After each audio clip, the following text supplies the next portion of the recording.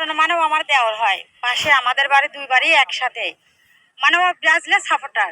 মানে আমারও রাগাইতো, ভাবি আমার ব্রাজিল এবার জিতে যাবে, জিতে এবার রাত্রেও আমার সাথে কথা বলেছে, মানে কালকেও কথা বলেছে ভাবি এরকম ব্রাজিল আছে, জিতে গেলে তো আমরা তো একদম সেমিফাইনালে চলে যাবো। আমি বলছি, জিতলি তুইও ব্রাজিল আমিও ব্রাজিল, জিতলি তো ভালোই হবিনি। তারপর সকালে হঠাৎ করে হ্যাঁ খাওয়া দাওয়ারও মানে আমরা একটা আয়োজন মতন করছি যে আমরা খাওয়া দাওয়া করবো যদি জিতে যাই। যে সকালে হঠাৎ করে এখন শুয়ে রয়েছি, সকাল 9:30 থেকে 10টা বাজে, তখন হঠাৎ করে চিল্লানো, কি চিল্লাচ্ছে কিসের জন্য, এখন এসে দেখিছে ওই রকম।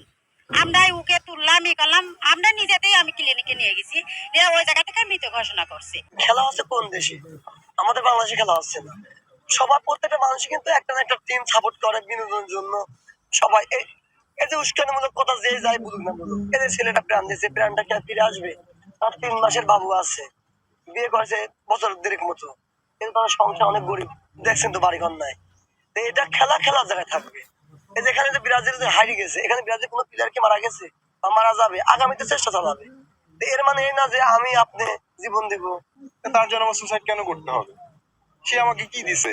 আমি তো ওর সাপোর্ট করি, এতটুকুই শেষ।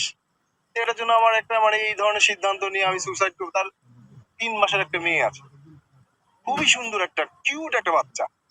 তাহলে এই বাচ্চাটা ভবিষ্যৎটা এখন কি করবে? বাচ্চাটা এতিম হয়ে গেল না? ভাই আমাদের ভাই হারাইছে ভাই, আমরা জানি এই কষ্টটা। একটা সন্তান আমরা চাই না আর কারোর বউকের সন্তান খালি হোক।